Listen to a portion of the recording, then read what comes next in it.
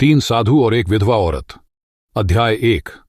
अंधकार में गिरी नारी। बहुत समय पहले की बात है। एक सुदूर गांव था जिसका नाम था शांतिपुर। यह गांव पहाड़ों और घने जंगलों से घिरा हुआ था। यहां के लोग सीधे सादे थे, खेतीबाड़ी करके जीवन यापन करते थे।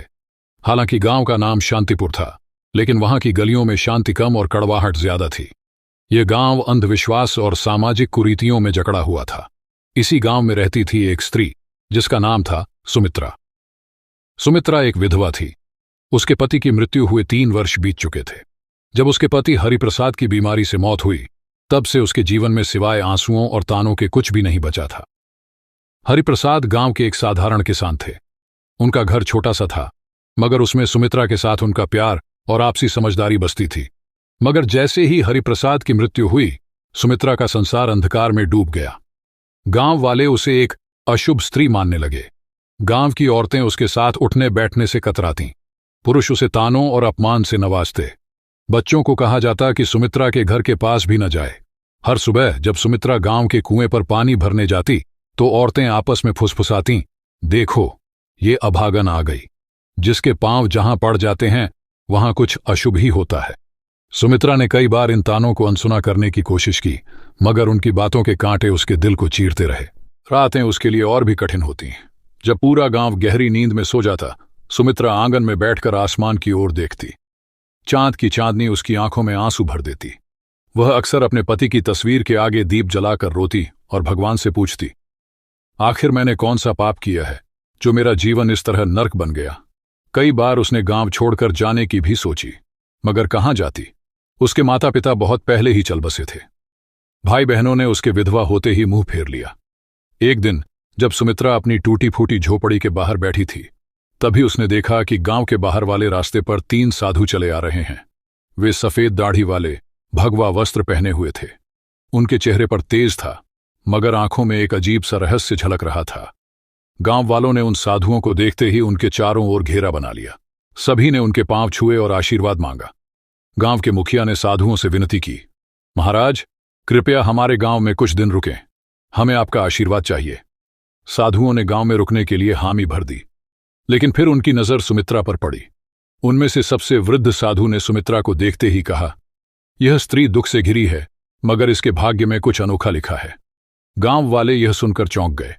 उन्हें विश्वास नहीं हो रहा था कि वही सुमित्रा, जिसे वे अशुभ मानते थे, उसके भाग्य में कुछ खास हो सकता है। सुमित्रा खुद भी हैरान थी। उसके मन में सवाल उठे, आखिर ये साधु कौन है और मेरे भाग्य के बारे में ऐसा क्यों कह रहे हैं। तीनों साधु गांव के बीचों बीच स्थित एक पुराने मंदिर में ठहरे। यह मंदिर वर्षों से वीरान पड़ा था, मगर साधुओं के आते ही वहां रौनक लौट आई। गांव वाले उन्हें देखने के लिए रोज वहां पहुंचते और उनके प्रवचनों को सुनते। सुमित्रा भी मंदिर के बाहर खड़ी होकर साधुओं की बातें सुनती, लेकिन गांव के लोग उसे भीतर जाने नहीं देते थे।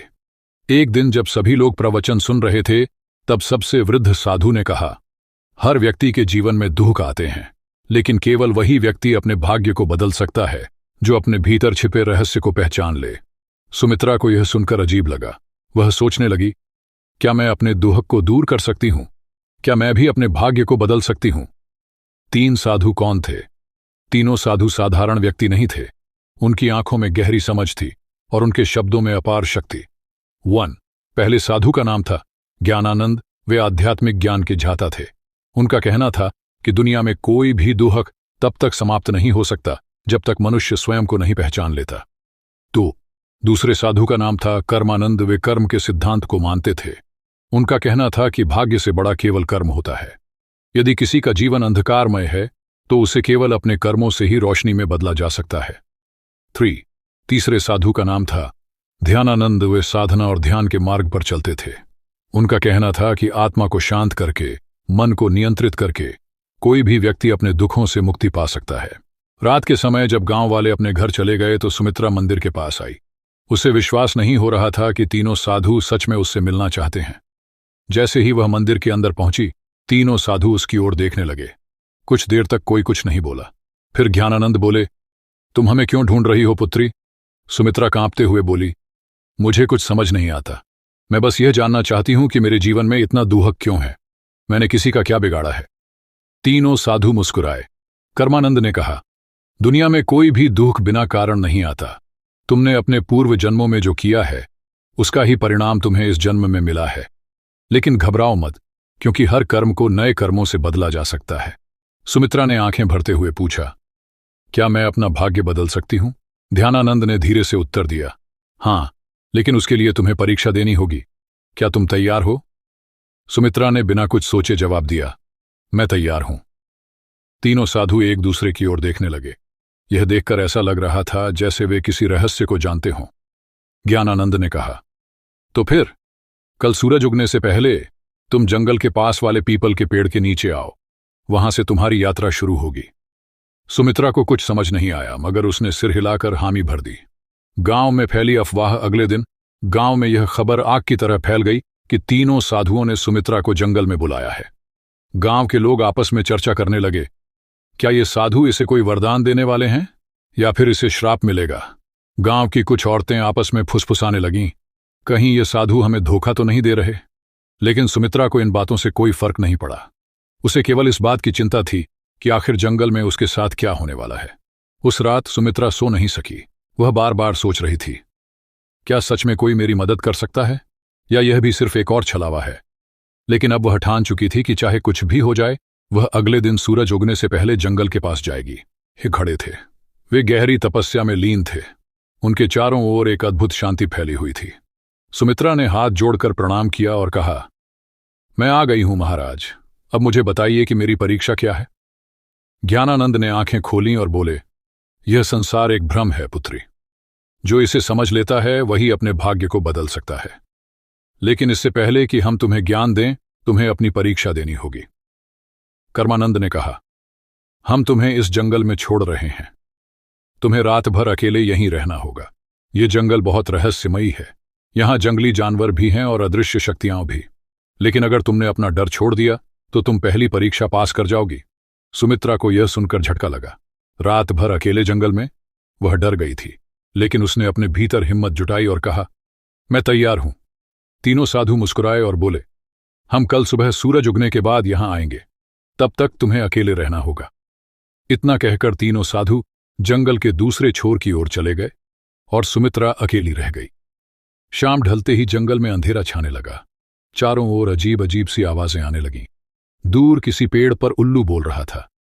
झाड़ियों में कुछ सरसराने की आवाजें आ रही थीं।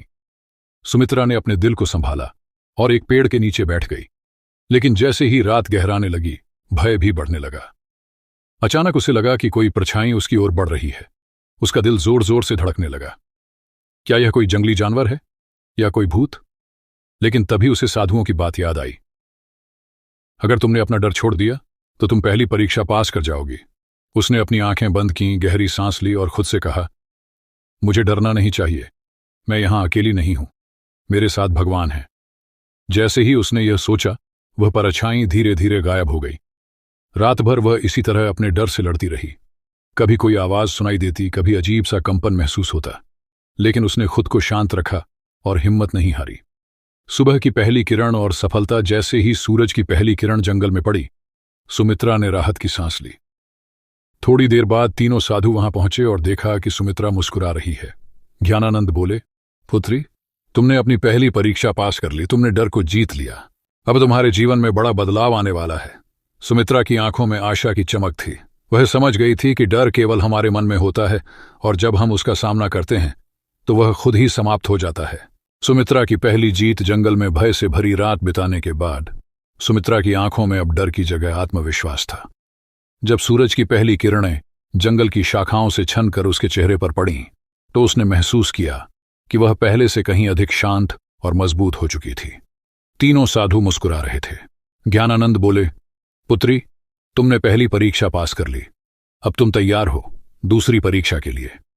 सुमित्रा ने विनम्रता से सिर झुकाया और कहा, मैं तैयार हूं महाराज। तीन साधुओं का रहस्य। तीनों साधु सुमित्रा को लेकर एक पहाड़ी के ऊपर बने एक पुराने मंदिर में गए। यह मंदिर देखने में साधारण था, लेकिन वहां एक अजीब सी ऊर्जा महसूस हो रही थी। जैसे ही सुमित्रा ने मंदिर के द्वार पर कदम रखा, उसे अपने शरीर में एक हल्की कंपन महसूस हुई। तभी ध्यानानंद ने कहा, अब समय आ गया है कि हम तुम्हें अपने वास्तविक स्वरूप के बारे में बताएं। सुमित्रा चौंक गई। आपका वास्तविक स्वरूप? ज्ञानानंद ने अपनी आंखें बंद कीं और अचानक उनके शरीर से एक तेज प्रकाश निकलने लगा। उसी क्षण कर्मानंद और ध्यानानंद भी प्रकाश से घिर गए। कुछ ही क्षणों में उनके सामने साधारण मनुष्यों के बजाय 3 दिव्य प्राणियों की आकृतियां खड़ी थीं। वे देवता थे। सुमित्रा विस्मय से देखती रह गई। वह कुछ कह ही नहीं पाई। कर्मानंद बोले, हम साधारण साधु नहीं हैं पुत्री। हम तीनों ब्रह्मा, विष्णु और महेश के दूत हैं और इस पृथ्वी पर कुछ विशेष उद्देश्यों के लिए आए हैं। ध्यानानंद आगे बोले, हमें आदेश मिला था कि हम किसी ऐसे व्यक्ति की परीक्षा लें जो सच्चे मन से अपने भाग्य को बदलना चाहता हो, और हमने तुम्हें चुना। सुमित्रा की आंखों में आंसू आ गए। उसे अब समझ में आ रहा था कि ये साधु कोई आम संत नहीं थे।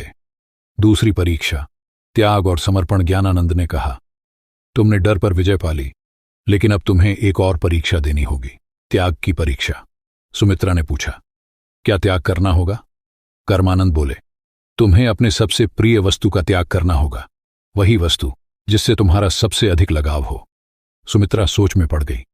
उसके पास वैसे भी कुछ नहीं था, मगर फिर उसे अपने पति की तस्वीर याद आई। हरिप्रसाद की मृत्यु के बाद वही एक चीज थी जिससे वह खुद को जोड़कर रखती थी। जब भी वह दुखी होती, उस तस्वीर को देखती और अपने पति को याद करती। उसने धीरे से पूछा, क्या मुझे अपने पति की तस्वीर छोड़नी होगी? ध्यानानंद बोले, अगर वही तुम्हारी सबसे प्रिय वस्तु है तो हां, लेकिन याद रखो, सच्चा त्याग तभी होता है जब वह स्वेच्छा से किया जाए। अगर तुम इस परीक्षा के लिए तैयार नहीं हो तो हम तुम्हें बाध्य नहीं करेंगे। सुमित्रा के मन में संघर्ष शुरू हो गया। क्या वह अपने पति की अंतिम निशानी को छोड़ सकती है?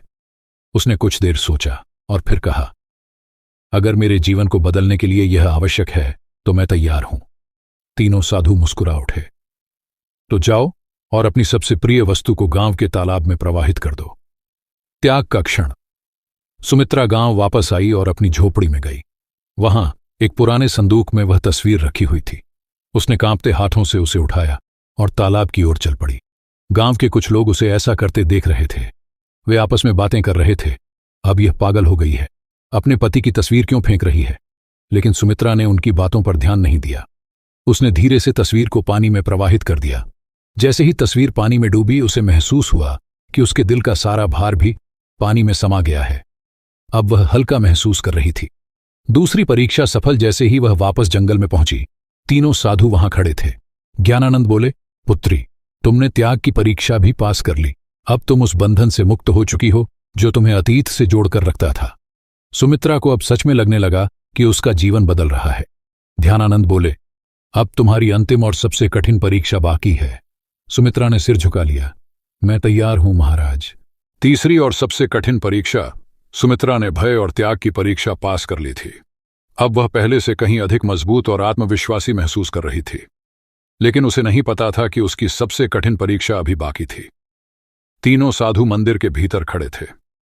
जब सुमित्रा वहां पहुंची तो ज्ञानानंद ने गंभीर स्वर में कहा, पुत्री, अब तुम्हारी अंतिम परीक्षा का समय आ गया है।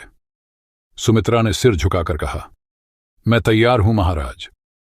ध्यानानंद बोले, यह परीक्षा तुम्हारी आत्मा की परीक्षा है। तुम्हें यह सिद्ध करना होगा कि तुम केवल अपने लिए नहीं बल्कि दूसरों के लिए भी जी सकती हो। सुमित्रा ने आश्चर्य से पूछा, मुझे क्या करना होगा? कर्मानंद ने कहा, गांव में एक वृद्ध महिला रहती है जिसका कोई सहारा नहीं है। वह भूखी और बीमार है। तुम्हें अपना सारा भोजन और अपनी झोपड़ी उसे देनी होगी, और फिर तुम्हें जंगल में जाकर 7 दिन तक ध्यान करना होगा, बिना भोजन और पानी के। यह सुनकर सुमित्रा स्तब्ध रह गई। अपना घर और भोजन छोड़ दूं और फिर 7 दिन बिना कुछ खाए पिए ध्यान करूं? यह परीक्षा किसी भी अन्य परीक्षा से अधिक कठिन थी।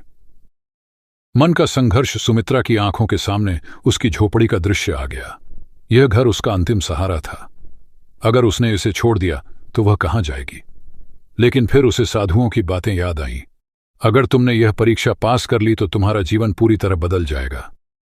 सुमित्रा ने अपने भीतर झांका और फैसला किया, ठीक है महाराज, मैं यह करने के लिए तैयार हूं। सब कुछ छोड़ना सुमित्रा गांव लौटी और अपनी झोपड़ी उस वृद्ध महिला को दे दी। उसने अपने बचे खुचे भोजन को भी उसे सौंप दिया। गांव के लोग यह देखकर हैरान थे। ये क्या कर रही है? अपना सब कुछ क्यों छोड़ रही है? लेकिन सुमित्रा ने किसी की बातों पर ध्यान नहीं दिया। वह सीधा जंगल की ओर बढ़ गई, जहां उसे 7 दिन तक ध्यान करना था। 7 दिन का कठिन ध्यान पहला दिन बीता और सुमित्रा को बहुत भूख लगी, लेकिन उसने अपनी चेतना को भटकने नहीं दिया। उसने अपनी आंखें बंद कीं और साधुओं के दिए हुए मंत्रों का जाप करने लगी। दूसरे दिन उसे प्यास ने सताना शुरू किया, लेकिन उसने पानी की इच्छा को भी त्याग दिया और ध्यान में लगी रही। तीसरे दिन उसके शरीर में कमजोरी आने लगी, लेकिन उसने हार नहीं मानी। चौथे दिन उसे लगा कि वह अब और नहीं सह पाएगी, लेकिन तभी उसे साधुओं की बातें याद आईं। सच्ची शक्ति शरीर में नहीं, मन में होती है। पांचवें और छठे दिन वह पूरी तरह ध्यान में डूब गई थी। अब उसे भूख प्यास महसूस ही नहीं हो रही थी। सातवें दिन जब सूरज उगा तो कुछ अद्भुत हुआ। सुमित्रा की आत्मा एक नई ऊर्जा से भर गई थी। उसे महसूस हो रहा था जैसे वह एक साधारण स्त्री नहीं रही, बल्कि एक दिव्य शक्ति से जुड़ चुकी है। सुमित्रा का रूपांतरण जब 7वां दिन पूरा हुआ तो तीनों साधु उसके सामने प्रकट हुए। ज्ञानानंद बोले, पुत्री, तुमने अपनी अंतिम परीक्षा भी पास कर ली। अब तुम केवल एक साधारण विधवा नहीं हो, बल्कि एक सशक्त आत्मा बन चुकी हो। कर्मानंद बोले, तुम्हारे भीतर अब वह शक्ति आ गई है जिससे तुम न केवल अपना बल्कि दूसरों का भी भाग्य बदल सकती हो। ध्यानानंद ने अपने हाथ उठाए और कहा, तुम्हें आशीर्वाद देते हैं कि अब से तुम्हारी जिंदगी सुख, शांति और सम्मान से भरी होगी। सुमित्रा के चारों ओर एक सुनहरी रोशनी फैल गई। उसने आंखें बंद कर लीं और जब खोली तो वह पहले से कहीं अधिक शांत, मजबूत और तेजस्वी महसूस कर रही थी। गांव में वापसी और सम्मान। जब सुमित्रा गांव लौटी तो गांव वाले उसे देखकर चौंक गए। अब वह कोई दुखी विधवा नहीं थी। उसके चेहरे पर दिव्यता थी, उसकी आंखों में आत्मविश्वास था। गांव के लोगों ने उसे पहले तिरस्कृत किया था, लेकिन अब वे उसके पास आकर उसके चरण छूने लगे।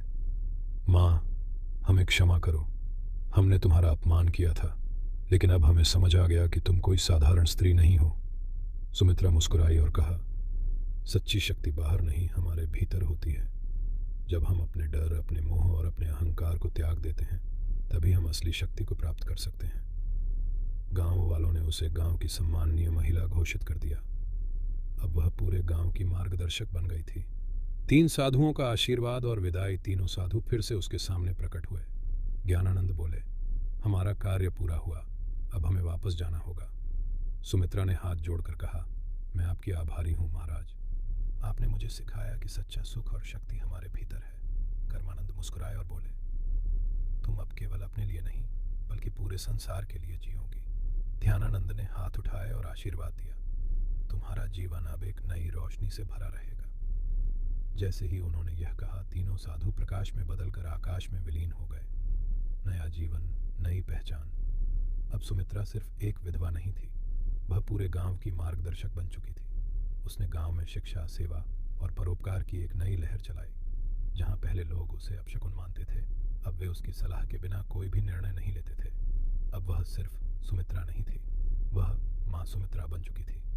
अध्याय 5 समाप्त। कहानी का सार 1, डर को हराकर ही हम सच्ची शक्ति प्राप्त कर सकते हैं। 2, त्याग और समर्पण से जीवन में नई ऊंचाइयां मिलती हैं। 3, सच्चा परिवर्तन बाहर से नहीं, भीतर से आता है। 4, जो खुद को बदल सकता है वह पूरे समाज को बदल सकता है। अंतिम शब्द, 3 साधु और विधवा सुमित्रा की यह कहानी हमें सिखाती है कि हमारा भाग्य हमारे हाथ में है। यदि हम अपने डर, अपने मोह और अपने अहंकार को त्याग दें तो हम जीवन में कुछ भी हासिल कर सकते हैं। आपको यह कहानी कैसी लगी? अगर आपको 3 साधु और एक विधवा की यह प्रेरणादायक और रोचक कहानी पसंद आई हो तो हमारे चैनल को जरूर सब्सक्राइब करें। आपकी राय हमारे लिए बहुत महत्वपूर्ण है, इसलिए कमेंट में बताइए कि आपको यह कहानी कैसी लगी, कौन सा मोमेंट सबसे ज्यादा प्रेरणादायक लगा। नई कहानियों और रोमांचक कंटेंट के लिए जुड़े रहिए। सब्सक्राइब करें, लाइक करें और अपनी राय साझा करें। धन्यवाद। मिलते हैं अगली कहानी में।